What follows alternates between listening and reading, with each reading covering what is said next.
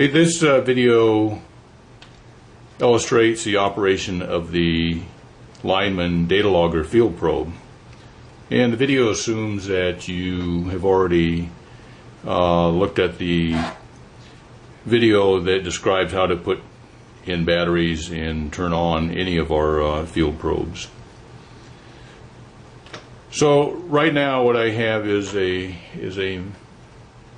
Datalogger field probe, and it's come up. When it comes up in the high orientation for high voltage input, and it's got the Bluetooth on it, and we also have a secondary adapter here so I can plug it into a wall socket and demonstrate its operation. So first of all, this one operates a little bit different than the handheld ones in that you actually touch a voltage. So in the handheld ones, you always had to turn the voltage input off, except when you actually wanted to take a measurement because it had high sensitivity. But this, you don't have to worry about that. When the voltage goes away, then it turns off by itself because you're actually touching a voltage. And also what it does, it comes in, when it first comes up, it's a manual mode. It does both manual mode and automatic mode. So in manual mode you get high and you get low. And these are exactly the two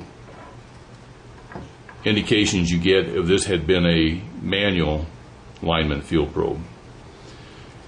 Except in the manual one, when you touch the button again, it'll go back to high and then to low, high and then to low. In this one, you actually have four inputs.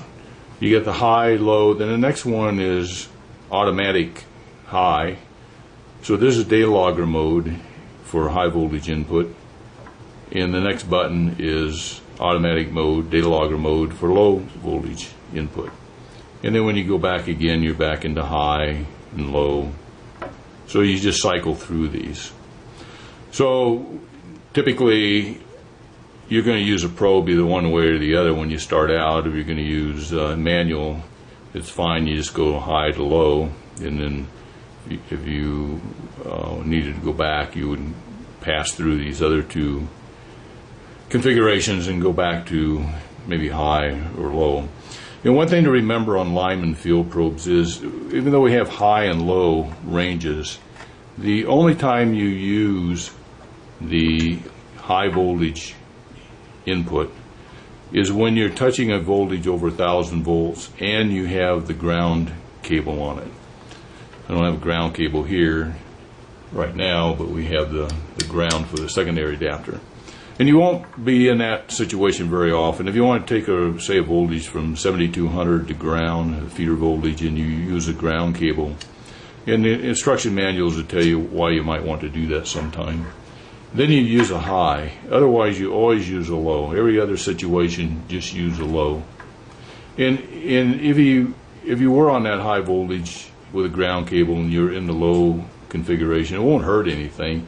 The reason we have the high setting is because the sensitivity with a ground cable on there would be so high that it would think it was touching the voltage, even though you might still be 10 feet away from 7200 volts. In other words, as soon as you put it in the low voltage with the ground on it and you're in a substation, you'd get the yellow light thinking it was it acts as though you're actually touching a wire. So that's why we have the low voltage. It just desensitizes it, so the yellow light won't come on until you actually touch most voltages.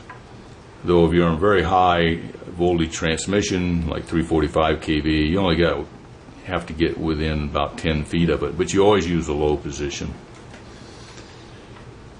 Okay, so I'm going to show you how we take some data here. So the first thing I got to do is put it into the Datalogger mode, and I'll put it in the low voltage because we're using 120 volts in through the secondary adapter.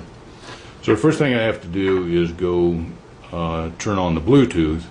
One indication here is every time you go back here to high or low, you've turned off the Bluetooth, so your field probe, so your field PC will disconnect at that time.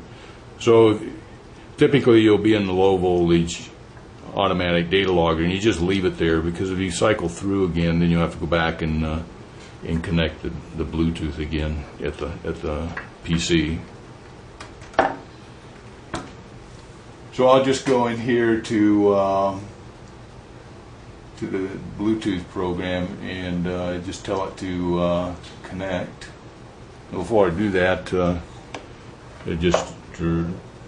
so you see it again, you get when Bluetooth is not connected, you get the red light, center light blinking. So once I tell it to connect, and it does, now the red light is off. So we'll take a reading here. I'll turn on the voltage to it. And I got the yellow light now, get a couple green blinks. And it comes up, and it'll say pH, and that pH will stay on there until you break the voltage. So you don't have to even touch the button, because you can't, because typically this thing's going to be on a long hot stick. So as soon as the voltage, I turn it off, then it goes back, and then now it's ready for another reading. And we'll just show you that again from the light side here. When I turn it on, I get the yellow light, get a couple green blinks, and then the green will go solid. And now I'm on phase B, so the red light blinks, because that's B phase. And it'll continue to blink until you remove it from the voltage. And when you do that, now it's back ready to go take another reading again. So when it's up on a hot stick, you have the field probe, the field PC set up.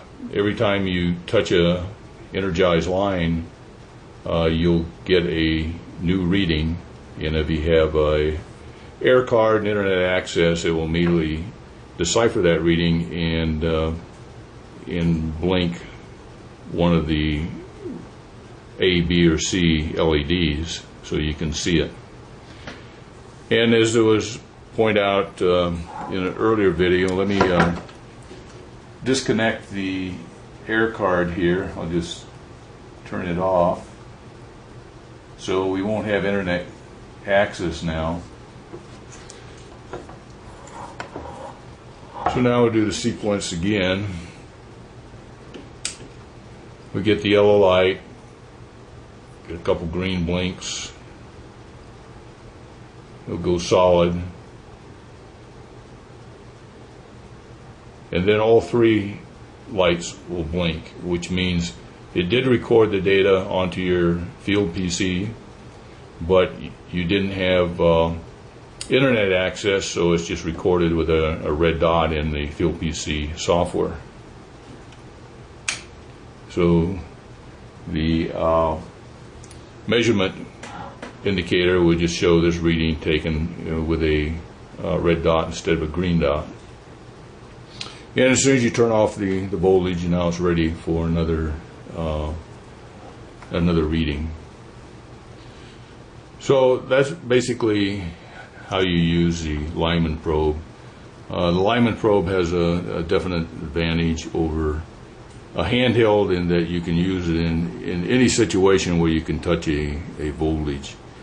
With the handheld Datalogger or the manual version, it works on 1, 2, or 3 phases, 1, 2, or 3 conductors.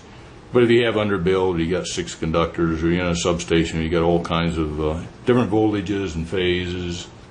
It's very difficult to use the handheld, or maybe you can't at all. But the handheld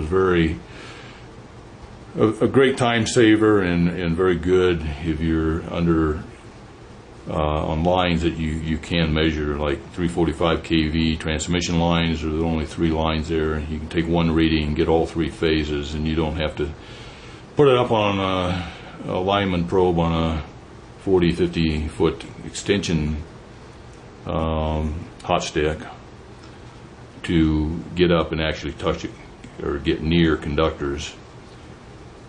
If you're doing high transmission voltages with the Lineman probe, once you get up to about 69 kV, you don't actually have to touch the conductor anymore. You just have to get in proximity. As soon as you get a yellow light, just hold it there, and you'll almost act like a handheld at that point, in that it will take a phase measurement. Okay, if this were a manual Lineman field probe, or if you wanted to use this Datalogger version in manual mode, then it works just like the handheld manual field probe, or the handheld Datalogger in manual mode. So here I have it in low voltage range, and if I turn it on, I get my yellow light and get a couple green blinks, and then it comes up as pH.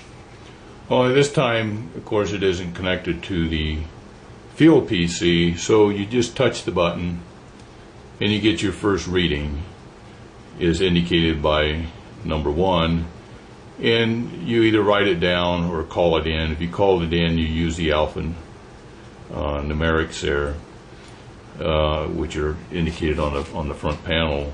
So this, you would call it into the dispatcher as, my first reading is Hotel Echo Charlie. Then you touch the button again, which is a short press, and you say, my second reading is 5 Juliet Charlie. You press it again, and third reading is Lima 0 Charlie. And as you keep pressing it, it'll simply cycle through them again. So if you're writing down the measurement sequence, it's a 9-digit sequence, and it comes out in sets of 3. It's sometimes a good idea, after you write them down, just cycle through them one more time and make sure you wrote them down correctly. So right now you're in display mode, where you're displaying the results of the measurement, and by pressing and holding the red button for 2 seconds, you get an LP, and when you let go of it, then you're back in, ready to take another reading. And if you wish to turn off the probe now, if you're done with it, just press and hold the red button till you get LP. You're in measurement mode, so when you're in measurement mode with an LP and let go, then it turns off the unit. And then it's always a good idea to remove the batteries if you're not going to use it for a long period of time, a few weeks, because there's always a slight power drain even though it's turned off.